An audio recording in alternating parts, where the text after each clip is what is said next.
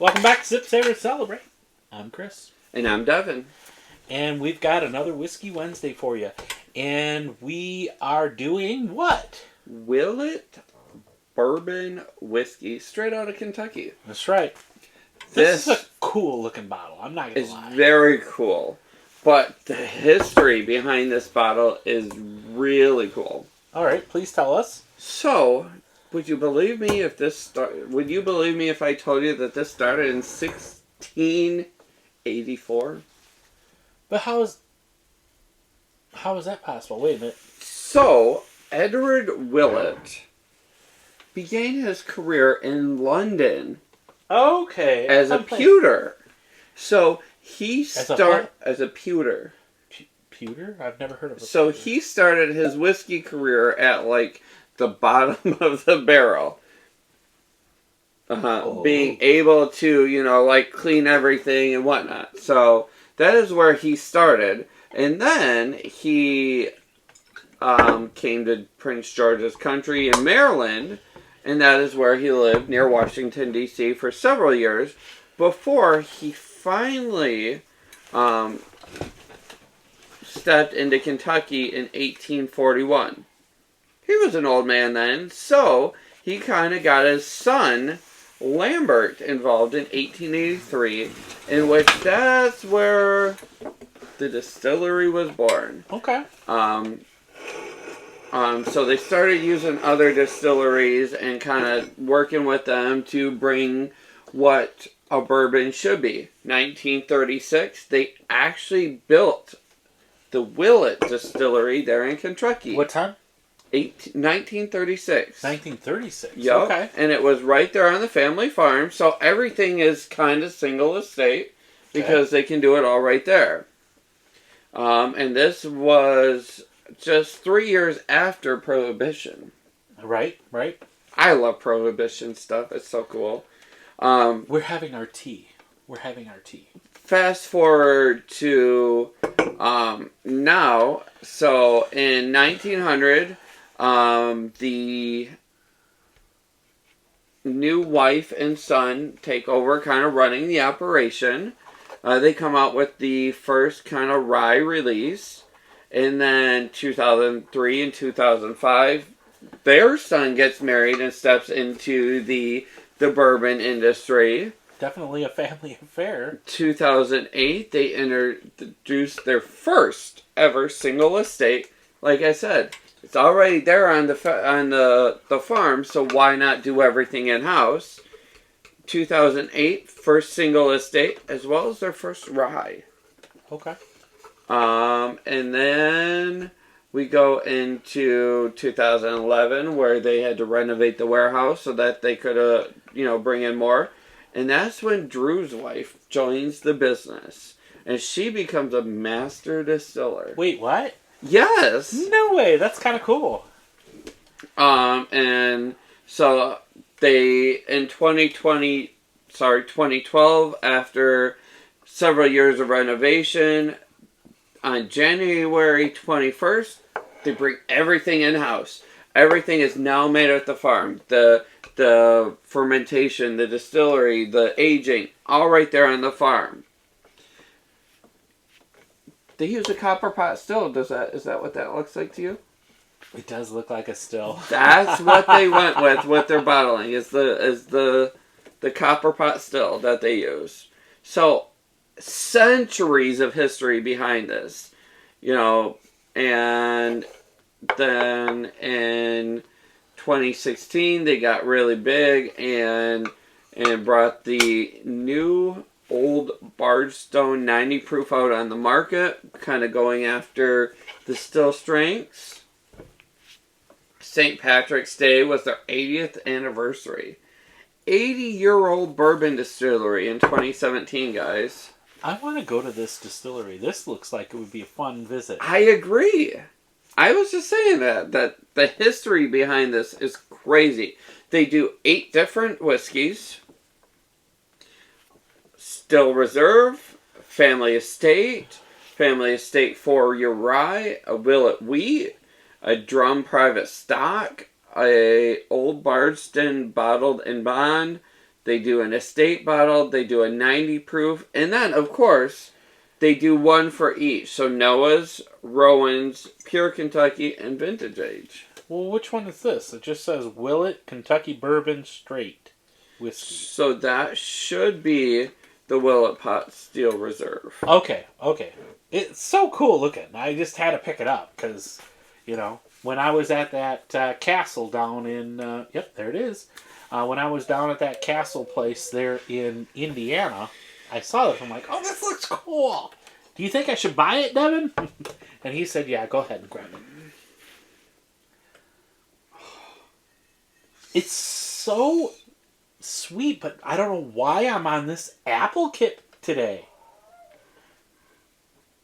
It's sweet. It's not as spicy as the last one we had, so I wouldn't put it in an apple pie spice. But so 94 proof, so we are slightly over proof. Yeah, yep, I did get that. It's not alcohol forward. First of all, it's not alcohol forward. This is really nice and pleasant. I think it's mash forward first. You know what's funny is I don't get that corn this time. No, I get more malt and rye. Mm-hmm. It's sweet. It's pleasant. And I really get that kind of citrus flair to it. You get citrus? I don't. I do. I get a nice citrus flair. But they call this the vanilla lemon cake of their production. Like a lemon meringue almost?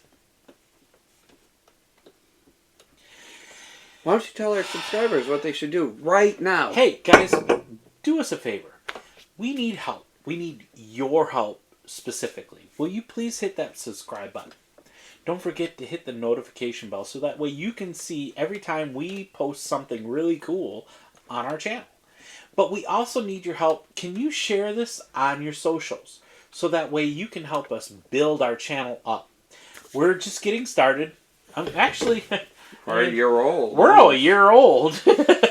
But we're still trying to build the channel. And it takes a lot of hard work, a lot of investment, and we need your help.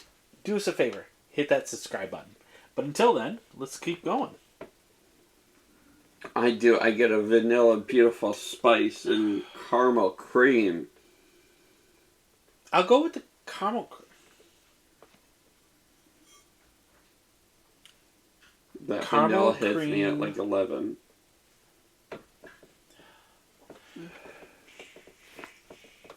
Let's use our eraser, as Anna Maria told us. And Oswald. Did Oswald? And do that? Bart. Hmm. Cheers to all you guys. Salud.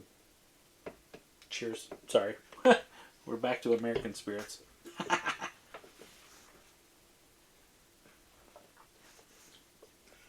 That is very sweet.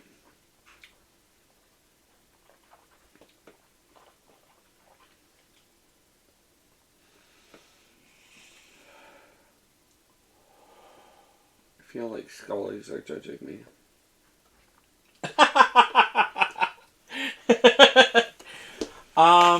I definitely get the sweetness. Do you feel like it's on the verge of like maple syrup? No, sweetness? no, Or do you not just at all. Okay. Here is where I finally get that sweet corn mash. Okay. Because I didn't get it at all on the nose. But my first initial taste, it's well-rounded. It's very, very wholesome. It's encompassing of a sweet mash is more on the corn side. I get followed by molasses, maybe. I don't get honey in this one. What am I trying to think of? Brown sugar. Molasses, brown sugar. What else do you get? I get a floral note to it. I guess I apologize, but I don't get any of that.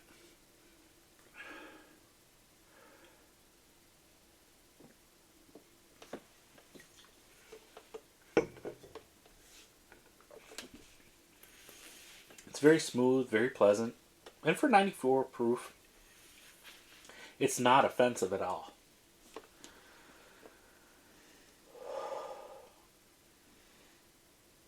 On that finish, I'm starting to get some more, like, caramels. Almost a butterscotch. Got like a tang finish. Very citrus, very... I know you're saying that, and I know that they're recommending that they say a lemon, but I'm not getting any citrus at all today.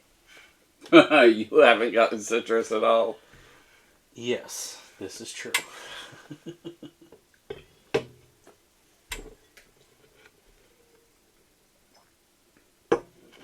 Well,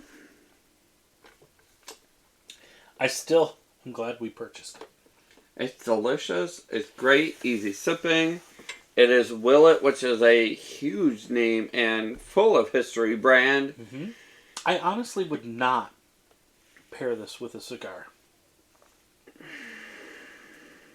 I think it's way on the sweet side to do that.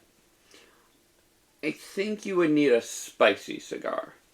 To counterbalance Correct. it? Or... Correct. Okay. I wouldn't do anything flavored. I would do a full flavor. So nothing artificially flavored. I would do a full flavored tobacco flavor with a bit of spice to it. Okay.